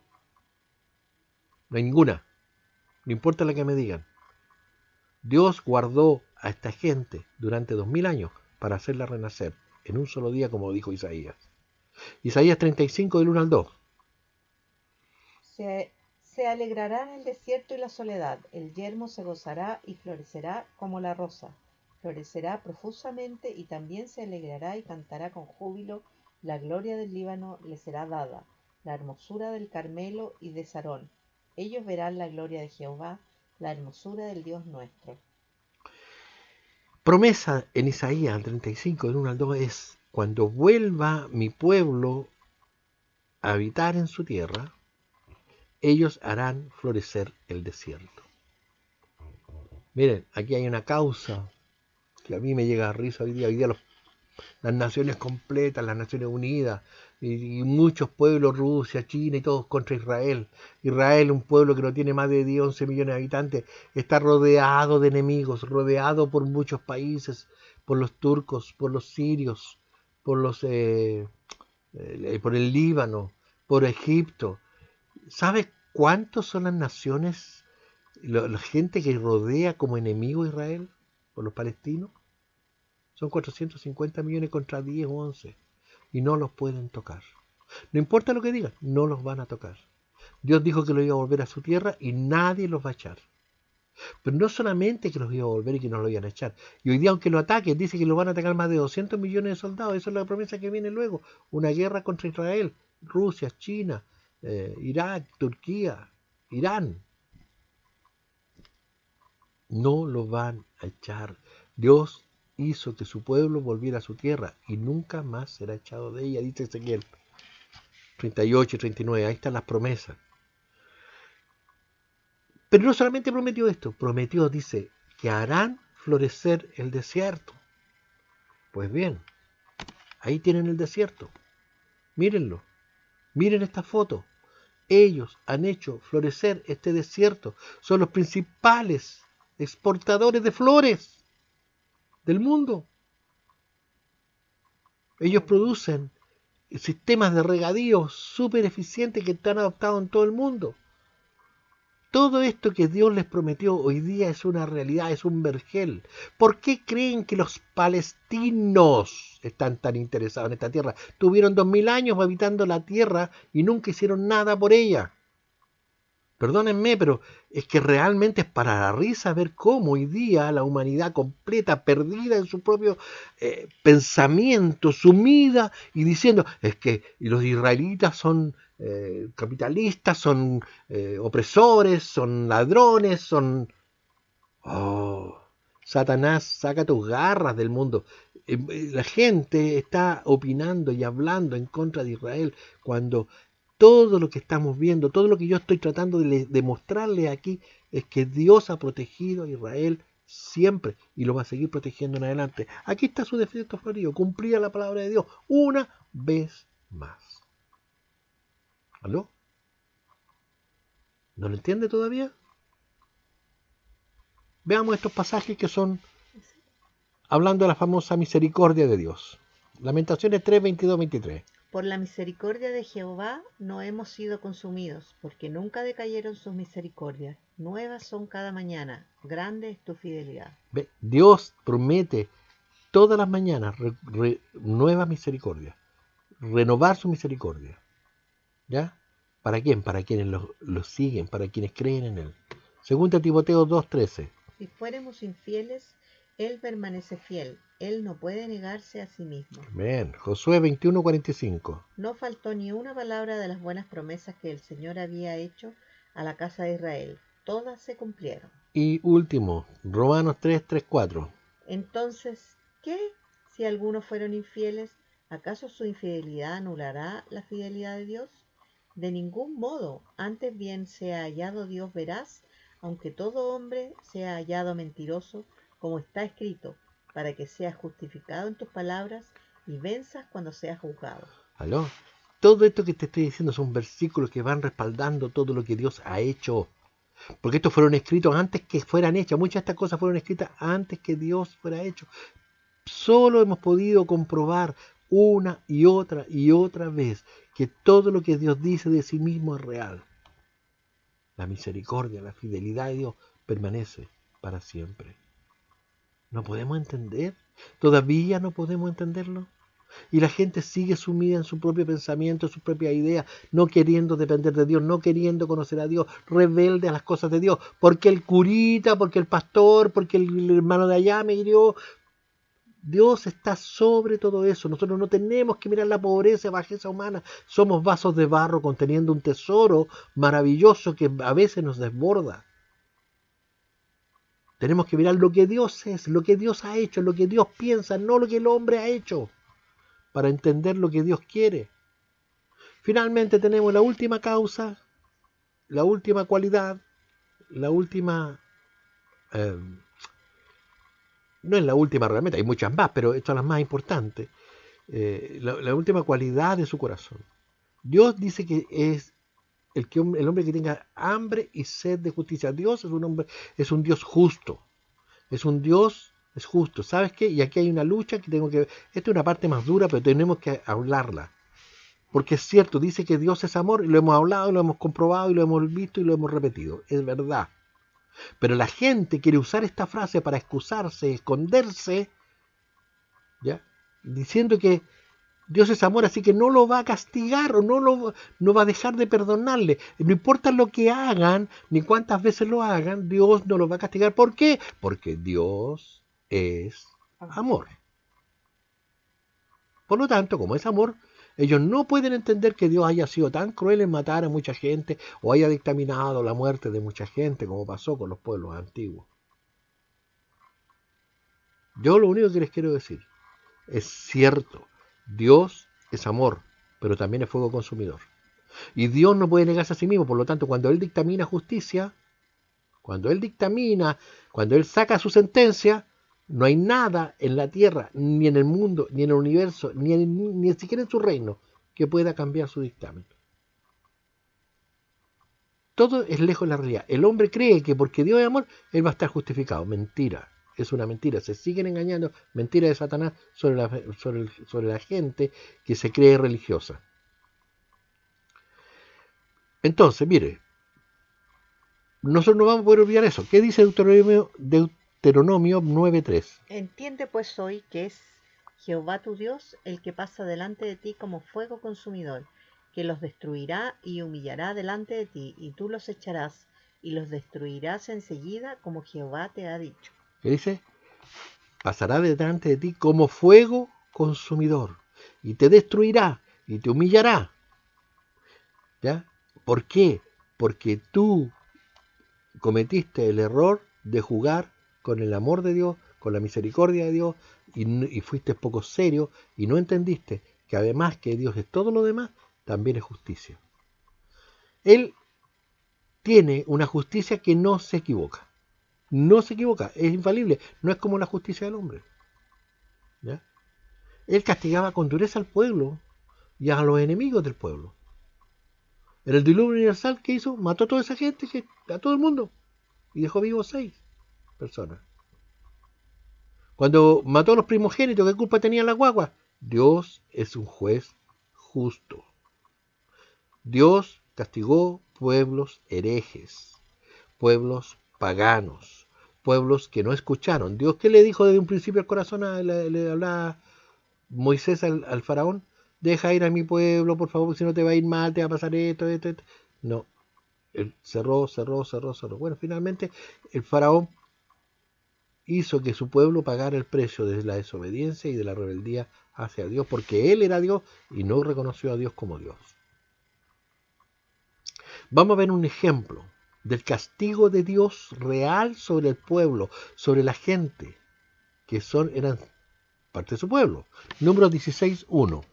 Coré, hijo de Izar, hijo de Coat, hijo de Leví, y Datán y Abimar, hijos de Eliab, y On, hijo de Pelet, de los hijos de Rubén, tomaron gente y se levantaron contra Moisés con 250 varones de los hijos de Israel, príncipes de la congregación, de los del consejo, varones de renombre. Bueno, estamos en la siguiente escena.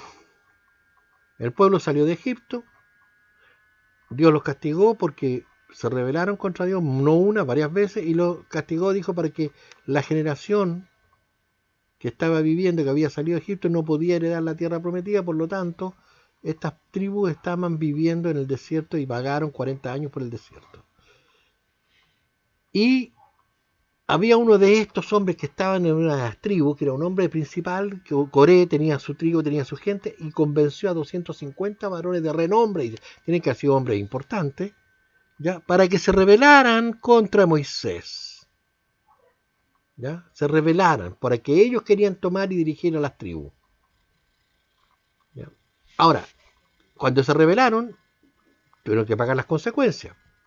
Se enfrentaron a Moisés, ¿no es cierto? Y cuando Moisés reclamó, les dijo, ok, veamos quién decide, que Dios decida quién es el que dirige este pueblo. Y esto lo podemos ver un poquito largo, pero lo vamos a leer aquí, en número 16:29. Perdón, esto lo dijo Moisés, ¿eh? Moisés está hablando aquí. Si como mueren todos los hombres murieren estos, o si ellos al ser visitados siguen la suerte de todos los hombres, Jehová no me envió. Mas si Jehová hiciere algo nuevo, y la tierra abriere su boca, y los tragare con todas sus cosas, y descendieren vivos al Seol, entonces conoceréis que estos hombres se irritaron a Jehová. Y aconteció que cuando cesó él de hablar todas estas palabras, se abrió la tierra que estaba debajo de ellos. Abrió la tierra su boca, y los tragó a ellos a sus casas, a todos los hombres de Coré, y a todos sus bienes. Y ellos, con todo lo que tenían, descendieron vivos al Seol, y los cubrió la tierra, y perecieron de en medio de la congregación. Y todo Israel, los que estaban alrededor de ellos, huyeron al grito de ellos, porque decían, no nos trague también la tierra. También salió fuego de delante de Jehová, y consumió a los 250 hombres que ofrecían el incienso. Aló. A mí me gusta decir aló porque es como, quiero decirte, llamo tu atención, préstame oídos, entiende lo que está pasando aquí. Cuando vino la rebelión de Coré y los 250 hombres, ¿cuál fue lo que dijo Moisés? Si alguno de ustedes muere en forma natural, ¿ya? Y no muere con un hecho portentoso, un hecho nuevo, un hecho sobrenatural, entonces Dios no me mandó aquí a dirigir este pueblo. Eso fue lo que dijo. ¿Ya? Así que, ¿qué es lo que dijo? Si la tierra abriera su boca y se los tragara vivos con todo lo que tienen, ¿ya? Entonces sí, Dios me mandó. ¿Y qué hizo Dios? Abrió la tierra y tragó a Coré y a su familia y a todos sus bienes. ¿Y qué pasó con los 250 hombres y sus familias que estaban en contra de Moisés? Fueron quemados vivos. ¿Ya? Fueron consumidos por el fuego. ¿Dios castiga o no castiga? Dice, Dios no castiga, Dios castiga. Por favor, entienda, Dios castiga la maldad del hombre, la rebelión del hombre. Dice que no tendrá por inocente al culpable. Dios puede usar medios naturales, puede mandarte una enfermedad como se la mandó a Chávez, puede haber mandado un iceberg a hundir el Titanic por la soberbia del hombre. Puede usar una guerra mundial, puede usar un terremoto, puede usar una apertura de tierra y un fuego del cielo consumiendo ciudades enteras como Sodoma y Gomorra. Puede, no hay nada que no pueda hacer. Solo nosotros somos los necios que creyendo que porque nosotros pensamos así, Dios se va a limitar. Dios no se va a limitar. Como esto hay muchos ejemplos en la aplicación de la justicia de Dios, porque tenemos que leerla y estudiarla durante todo el trayecto de la Biblia. Con Dios no se puede jugar, no podemos aprovecharnos de que tiene paciencia, de que su gracia y su amor está disponible para nosotros todo el tiempo. Va a llegar el minuto que va a cerrar su puerta, porque cuando Él abre una puerta, nadie la cierra, y cuando la cierra, nadie la abre. Esto lo dice Apocalipsis 3:7. Escribe el ángel de la iglesia en Filadelfia. Esto dice el santo, el verdadero, el que tiene la llave de David, el que abre y ninguno cierra, y cierra y ninguno abre. ¿Aló? ¿Se entiende? Va a llegar el minuto que Dios va a cerrarla. Mira, y ha ocurrido y ocurre. Lo mismo que te decía, hechos como este. El Titanic decía, se burlaban del hombre que avisaba que no viajaran en el Titanic. Y después que se hundió el Titanic, todo el mundo andaba buscando al hombre para decirle cómo supo. Hoy día lo podemos ver. Hoy día el hombre ha hecho planes, tenía planes de viajar, tenía planes de negocio, tenía planes de muchas cosas. ¿Y qué pasó? Dios mandó un virus letal a nivel mundial como nunca, por favor entiéndalo, como nunca se había ocurrido en esta humanidad. Nunca todo el mundo había estado en la misma instancia. Los países ricos, los hombres, los poderosos, todos sujetos a la misma circunstancia. El virus no discrimina. El virus detuvo la locura del hombre de que sigue destruyendo la naturaleza. Los pajaritos han vuelto. La contaminación ha desaparecido. Hablan de que en Venecia volvieron los peces. ¿Me entiendes? ¿Por qué? Porque Dios detuvo al mundo. Puede ser que no lo entienda, puede ser que no lo crea. Hoy tenemos la posibilidad de ver la justicia de Dios una vez más aplicada en todo su esplendor. ¿Sabes por qué? Porque Él nos tiene avisados de antemano lo que se viene. Lo que se viene hoy día es que su iglesia será arrebatada. Eso ya lo estudiamos en 1 Tesalonicenses 4. ¿No es cierto? Y la iglesia va a desaparecer de la tierra y esa es la promesa de Dios. Y se va a cumplir. Hablada a nuestras familias, a nuestros hijos, a nuestros amigos. Por favor, prepárense porque el que no se prepara no se va a ir con el Señor.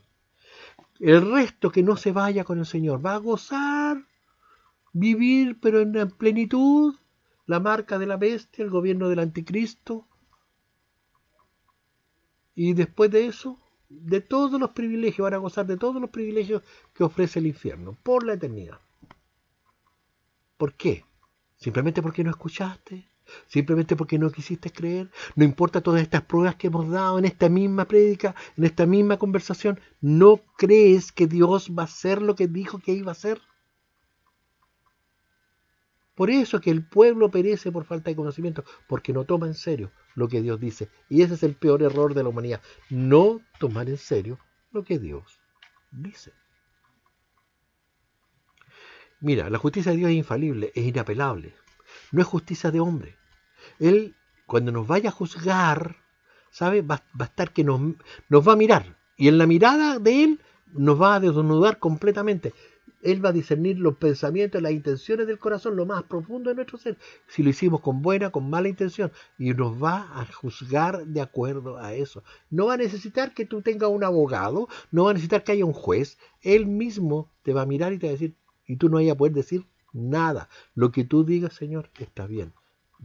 Esa es la posición que va a quedar. Entregados, absolutamente. Creas o no creas en Él. Pienses o no pienses en Él. No va a haber justificación. Porque Jesús habló de una manera tan amorosa, tan permanente, tan insistente, durante tantos años, usando tanta gente débil e inútil como yo, para hablarte y decirte que Dios te está llamando y que tú tienes que doblar tu corazón. No hay manera que tú te libres, si escuchaste mensaje o cualquier otro semejante, de que tú te libres de la justicia de Dios, porque Dios te habló. Dios te habló. Y sabes que te habló. Y te hiciste el leso. Y eso te hace culpable. El castigo de la soberbia por no reconocerle, lo hemos visto una y otra vez. Cuando Jesús le advirtió a los fariseos y al pueblo en general, les dijo que serían castigados. ¿Por qué? Por esto mismo que te estoy hablando. Por tu falta de corazón, por su dureza de corazón y por su falta de fe. Mateo 8, del 11 al 12. Y os digo que vendrán muchos del oriente y del occidente, y se sentarán con Abraham e Isaac y Jacob en el reino de los cielos. Mas los hijos del reino serán echados a las tinieblas de afuera. Allí será el lloro y el crujir de dientes. Jesús le estaba hablando a los fariseos y al pueblo hebreo. Dice, todos nosotros los que venimos de afuera, de oriente, del occidente, de todas partes, que no era Israel, que no era Judá, que no era la gente que era el pueblo escogido, nosotros no éramos el pueblo escogido. Y ellos que sí eran el pueblo escogido iban a ser echados en las tinieblas de afuera. Porque ahí va a ser el lloro. Esa palabra, tómenla con sentido, no se rían.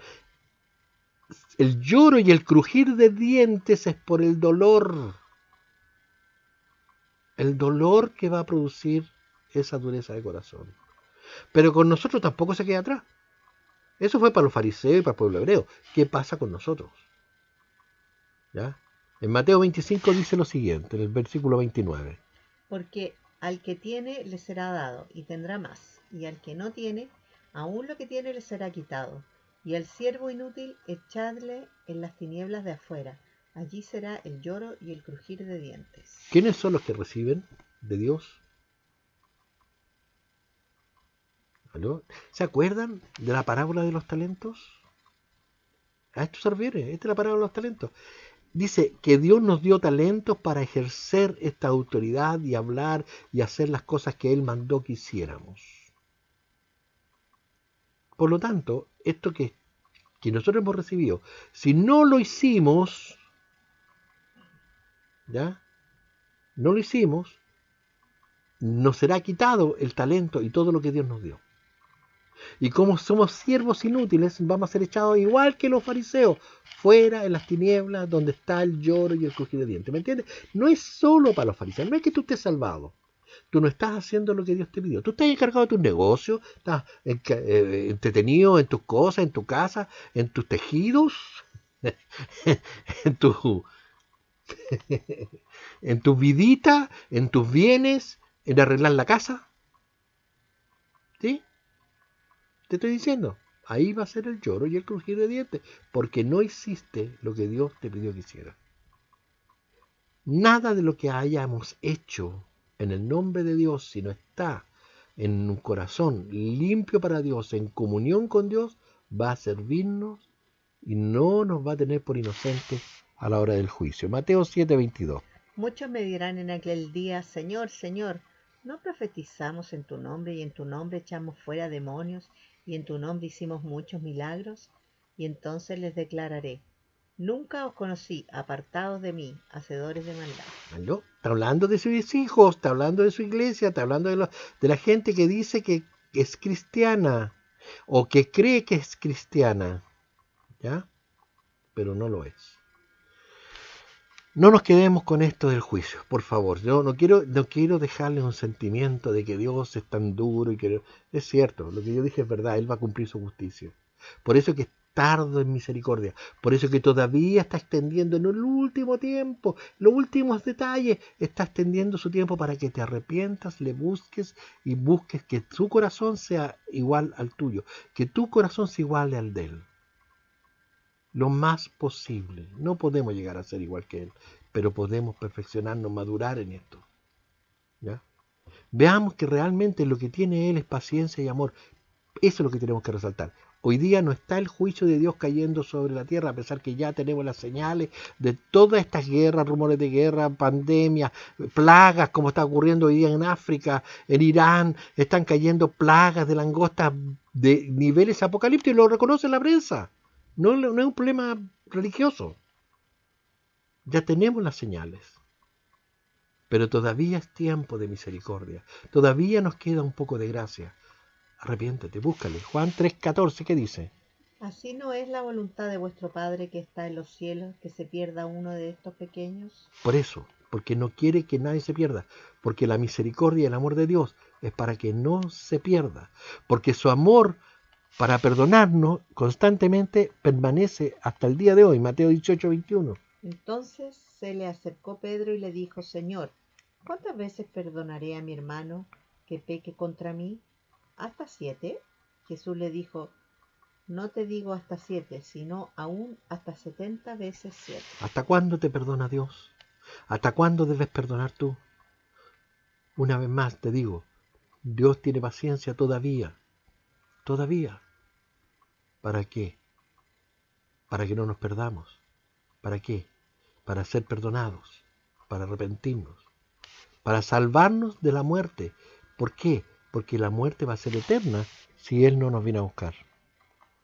Juan 3:16, porque de tal manera amó Dios al mundo, que ha dado a su Hijo unigénito, para que todo aquel que en Él cree no se pierda, mas tenga vida eterna. Mira, con mucho amor te pido que por favor medites en lo que hemos hablado. Tú que estás apartado completamente de Dios, puedes recibir a Dios en tu corazón, puedes arrepentirte y buscarle. Nosotros estamos para ayudar, para estar ahí contigo orando y diciéndote cómo llegar a los pies de Cristo. Nosotros hemos aprendido con mucho dolor, pero con mucha gratitud, lo que Él ha hecho con nosotros cuando le obedecemos. Y esto es lo que queremos que viva. Tenemos un maravilloso mundo con su compañía y podemos decirte que es realmente precioso. El amor de Dios es un amor ágape. Es un amor ágape. ¿Qué significa el amor ágape? Ágape es afecto o benevolencia en el griego. Es un festín de amor. Ágape, amado amor, es un amor que sobrepasa todas las cosas del entendimiento humano, más allá del amor que nosotros conocemos. El amor humano llega hasta la parte emocional, pero el amor de Dios es de una benevolencia, es de una característica que tú no logras llegar a entender. El amor ágape está sobre todo el amor de todo el mundo. Romanos 5:8, ¿qué dice? Mas Dios muestra su amor para con nosotros en que siendo aún pecadores, Cristo murió por nosotros. Él mató a su hijo para pagar el precio de la muerte por el pecado, porque la paga del pecado es muerte, Romanos 6:23, porque la paga del pecado es muerte, mas la dádiva de Dios, dice Efesios 2:8-9, es vida eterna en Cristo Jesús. Primera de Juan 4:8. El que no ama no ha conocido a Dios, porque Dios es amor. La benevolencia, el festín de ese amor que Dios está dando es tremendo. Después está el amor filio, que es el amor del amigo, el amor de la familia, el amor de los hijos, el amor de la esposa. Es un sentimiento de emoción, pero ágape es mucho más amplio, cubre mucho más todo esto. El amor filio, por ejemplo, está en Mateo 10:37. El que ama a padre o a madre más que a mí, no es digno de mí. El que ama a hijo o hija más que a mí, no es digno de mí. ¿Te fijas? Porque si el amor filio tuyo es mayor que el amor ágape que él tiene, tú no vas a ser digno de Dios. Lucas 14:12.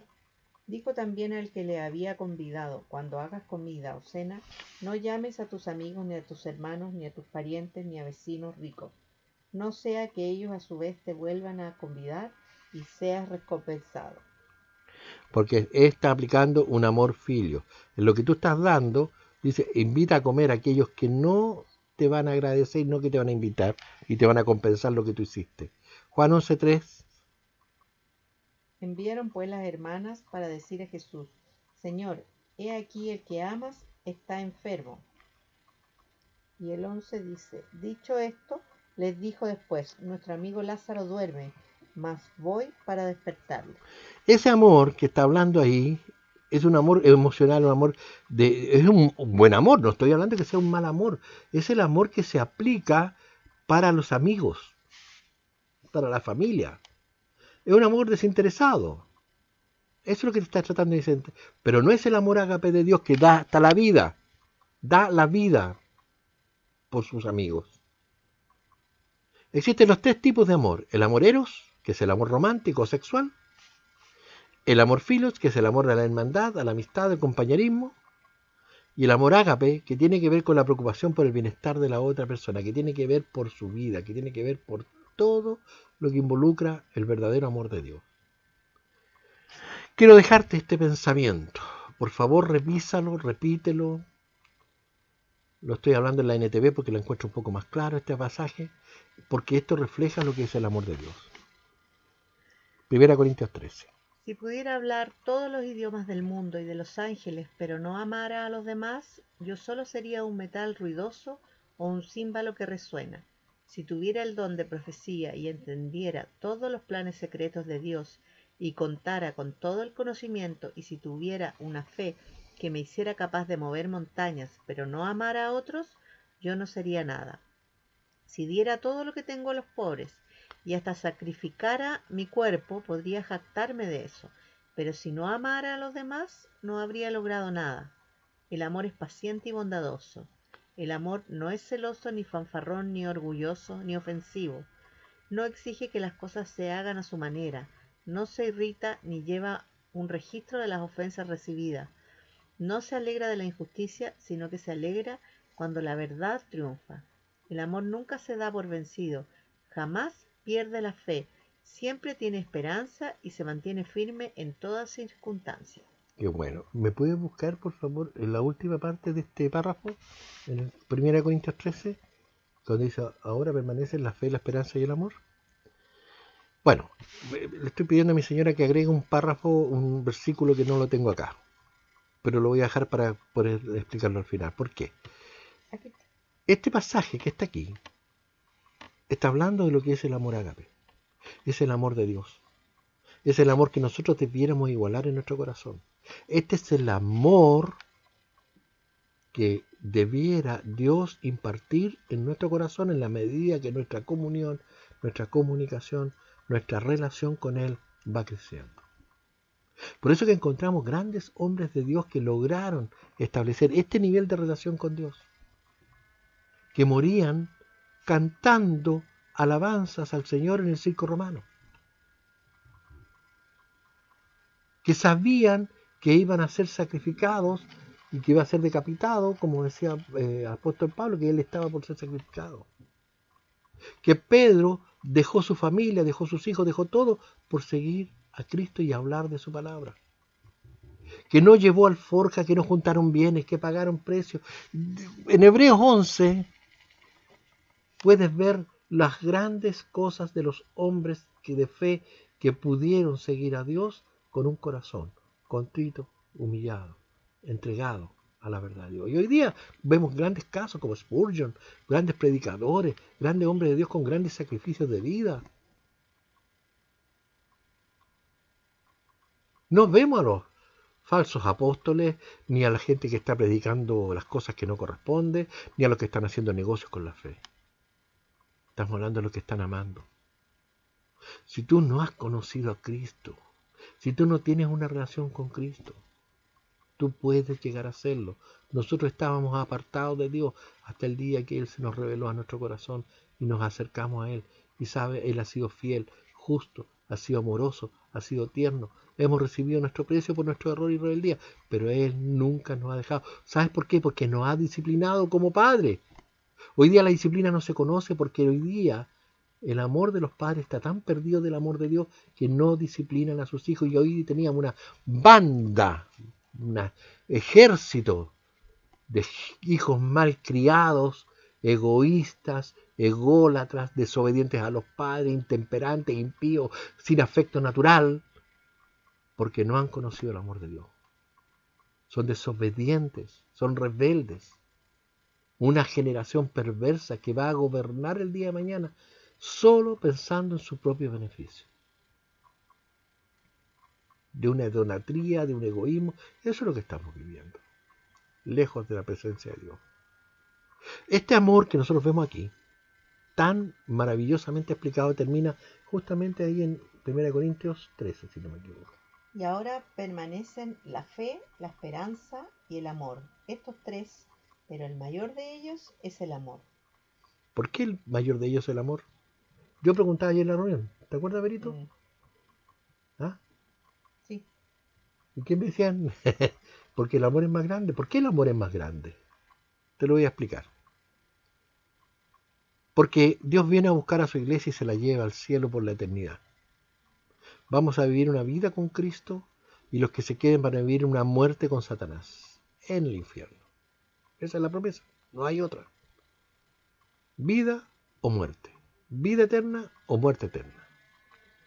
Y en la muerte eterna no hay nada que hacer, solo sufrirla el resto de la eternidad.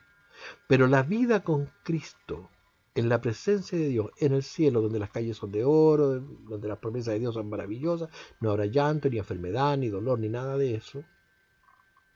¿Vamos a necesitar fe? No, porque allá vamos a estar viendo la gloria de Dios directamente. No vas a necesitar, hoy día necesitas fe, porque hay una barrera carnal, hay una barrera que impide ver a Dios así con tanta claridad.